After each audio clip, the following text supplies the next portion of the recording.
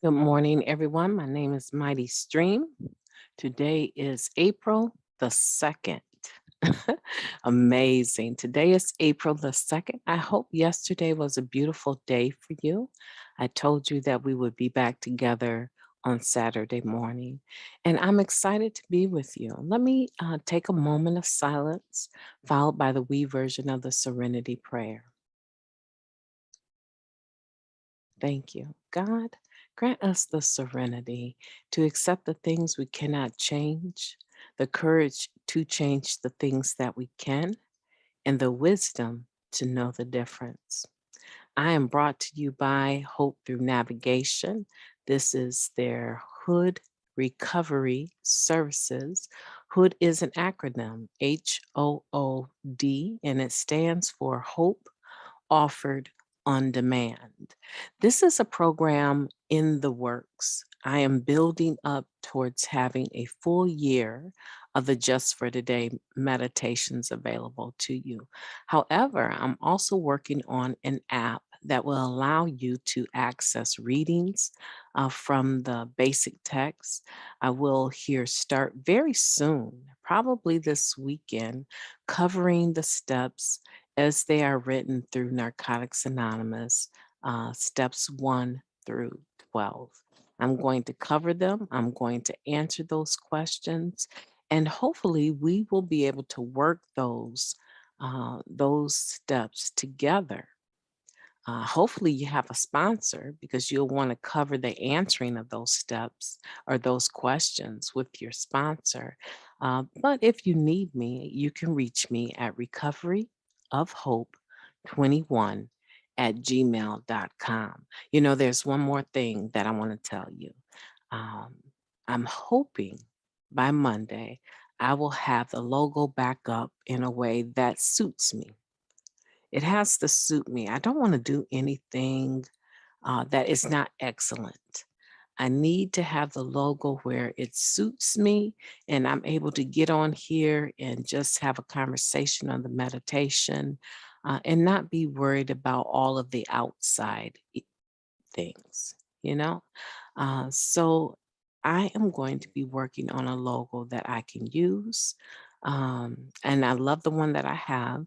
I just need it to be usable as far as having my video up, as well as having it like it is right now off video. So I will work on tweaking that a little bit and having the logo for Hood Recovery Services available. Enough of that. Let's go ahead and get into Just for Today. Thanks for your patience. I'm a little bit too responsible sometimes. Ooh, whoa. Did you see that April 2nd, 2022? Huh. This meditation is on attraction. If you've been around the program a while, you probably know what this is talking about. April 2nd, attraction, page 96. Our public image consists of what we have to offer, a successful, proven way of maintaining a drug free lifestyle. I love this meditation already. Basic text, page 75. Yes, we are attracting new members. More and more addicts are finding Narcotics Anonymous. But how do we treat our newest members when they arrive? Worn out from their struggles with addiction? Do we reach out to newcomers who are standing by themselves at our meetings, confused and uncertain? Are we willing to give them rides to meetings? Do we still work one on one with the addicts who suffers? Do we give out our phone numbers? Are we eager to go on a 12-step call, even if it means getting up from our comfortable beds in the middle of the night? Will we work with someone who has a different sexual orientation or is from another culture? Are we generous with the gift of our time? No doubt we were met with love and acceptance by our fellow addicts. What attracted many of us to Narcotics Anonymous was the feeling that we had finally found a place where we belonged. Are we offering that same sense of belonging to our newer members? We cannot promote Narcotics Anonymous, but when we put principles into action in our lives, we attract newer members to the NA way, just as we were attracted to recovery. Just for today, I will work with a newcomer. I will remember that I was once a newcomer myself. I will seek to attract others with the same sense of belonging I have in NA. That's beautiful. I really like that.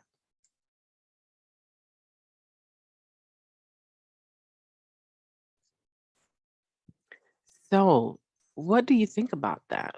What do you think about being an attraction?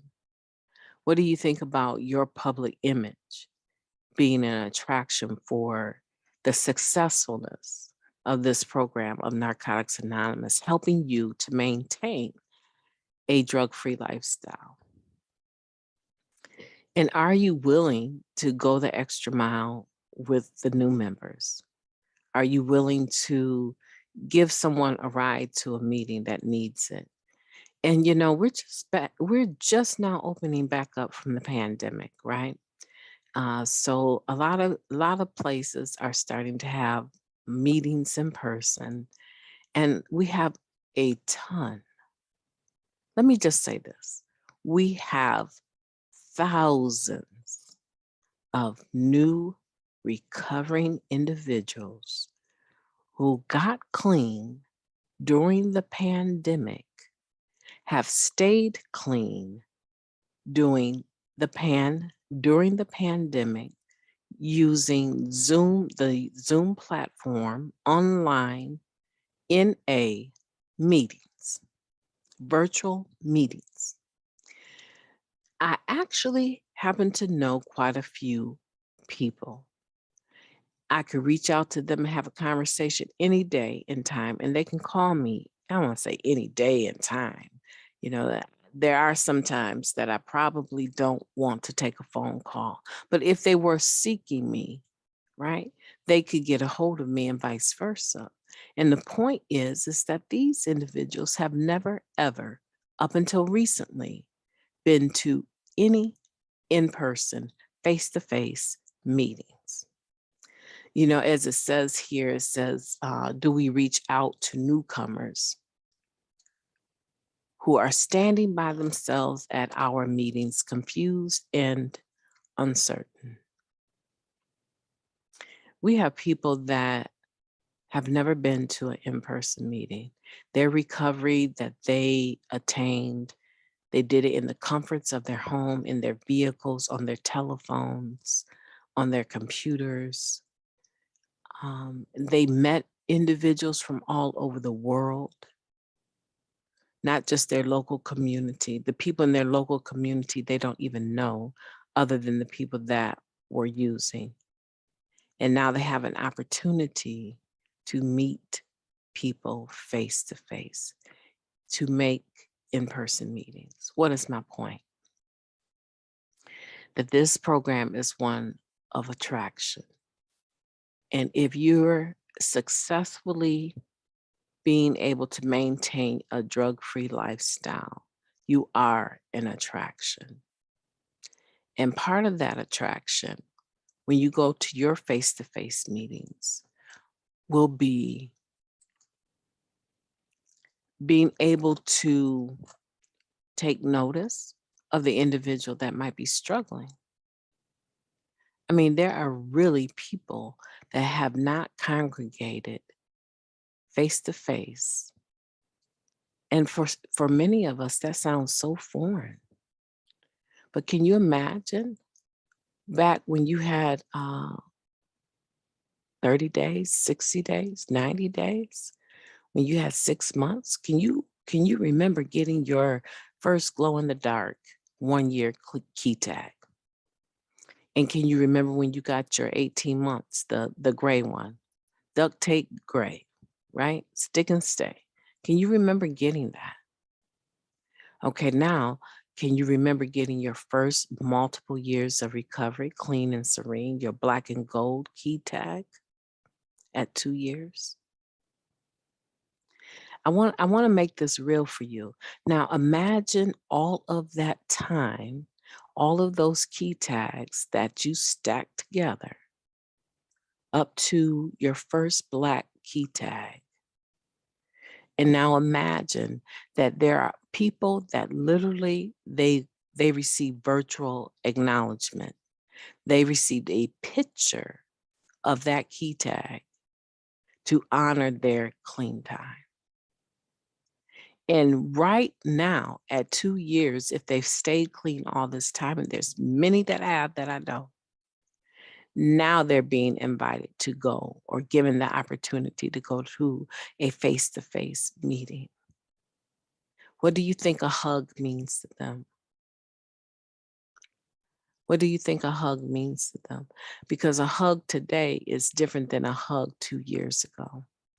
I'm just trying to make this plain to make sure we understand that now there's a stigma because of COVID-19. There's a stigma of being in the presence or too close to an individual. So a hug to them is different than what a hug meant to many of us. Not that they don't value the hugs, but I'm talking about hugs from a stranger that may not be masked because they don't believe that they need to wear them, or they may have all of their vaxes, right? But in your mind, you're not going to readily accept a hug from someone that does have a mask or doesn't, right? So let's keep it 100. Let's talk about the fact that we have people that are coming to the meetings face to face for the very first time ever, and they have accumulated, in some instances, substantial amount of clean time without your hug, without your presence, without your input, your face-to-face input, right? So now let's think out of the box. How would you be an attraction to an individual that is just making a meeting for the first time face to face?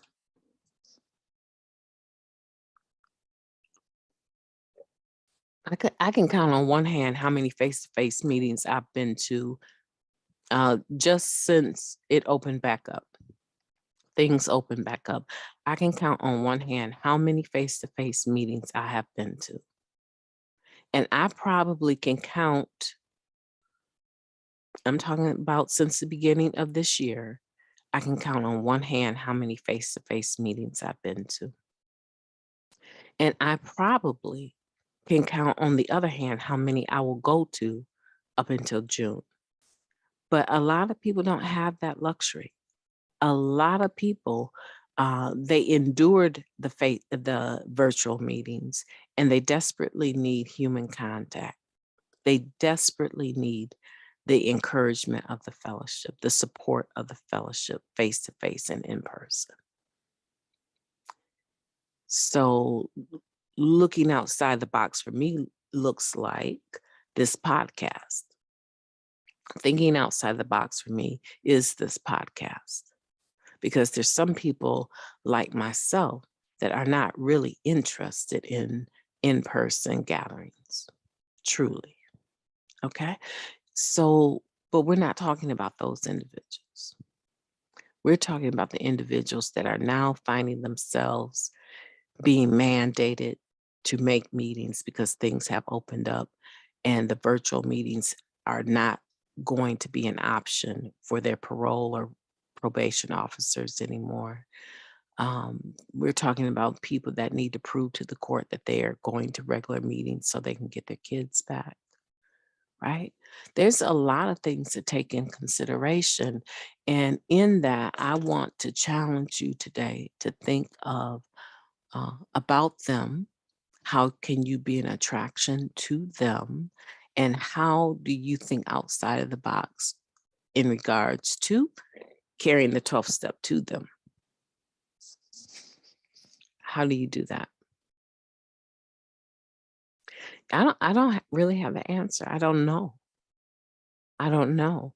But I do know that most newcomers still smoke tobacco or they vape, right? I don't know too many people that really smoke cigarettes anymore, but there are people that still smoke cigarettes. They stand around and gather around the ash can, right? The butt can. They stand around after the meetings wanting to smoke a cigarette and debrief on where they're at with other people. Um, is this an opportunity for you to maybe stand around and just have a real calming conversation about who they are, who you are? There's so many different ways that you can do it. And I want you to think about what that means for you. I know a young lady in recovery. She's phenomenal. We love her so much in this area. Let me sip this coffee real quick. Let me tell you this mighty stream and tell you this one little story. This lady, there's two of them actually, but I'm thinking about this one lady in particular that, well, both of them, we love them just to bits. But this lady, I think she has about 7, going on 8 years clean now in recovery. And I remember when she really couldn't piece a couple months together, right? She could not stay clean, but she kept coming back and kept coming back and kept coming back. And you could tell that she really enjoyed our dances, our speaker meetings. She would come out just glowing for these dances, just a beautiful spirit, right? She just struggled with the disease of addiction and staying clean. She could get clean, she could not stay clean. But you could tell that she was one of those individuals that really loved the fellowshipping. And when she would come to dances, she would just come alive. Like whatever she wore was beautiful. Her makeup was always beautiful. Her hair. She just really loved coming to our dances, our speaker meetings. And everyone could see that this was someone that had some organization about themselves when they were clean, right? She was very organized. I think she even cleaned buildings at one time. Um, so she administratively, you could tell when she was clean that she had a lot to offer to the fellowship. And I'm pretty sure I was not the only person that noticed this. But the biggest issue, we all have potential. But if we cannot stay clean, it's like potential thrown out the door. And she started getting 1 year. I think I noticed when she started getting 1 year at the meeting, she was starting to do service.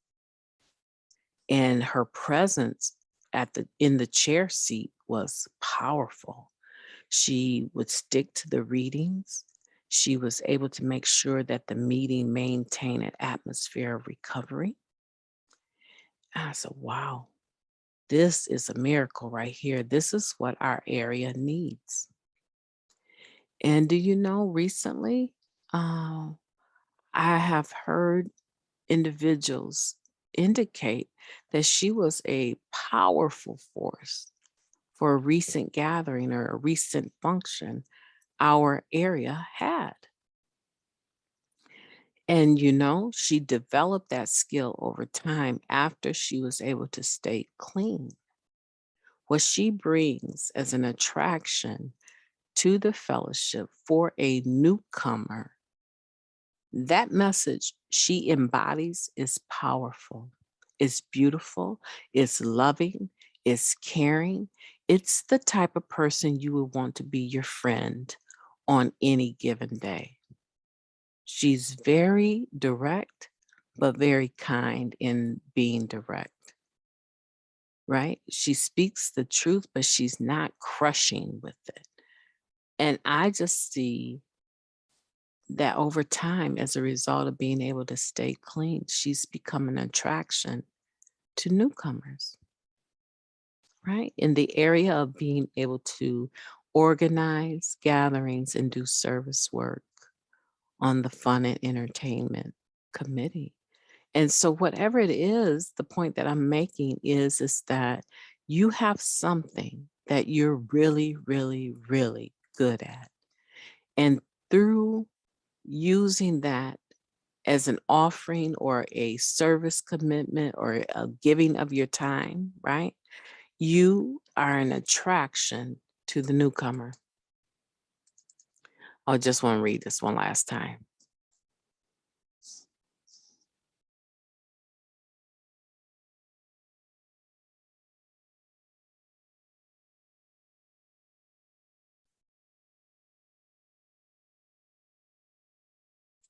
I want to read this one last time. But we put principles into action in our lives. We attract newer members to the NA way, just as we were attracted to recovery. You have something to offer, and I want to encourage you today to don't be selfish, to offer it, to be an attraction to the newcomer. My name is Mighty Stream. I am brought to you by Hope Through Navigation. This is our Hood Recovery Services. Hood stands for Hope Offered on Demand. If you would like to reach me, please do so at recoveryofhope21@gmail.com. Have a beautiful day.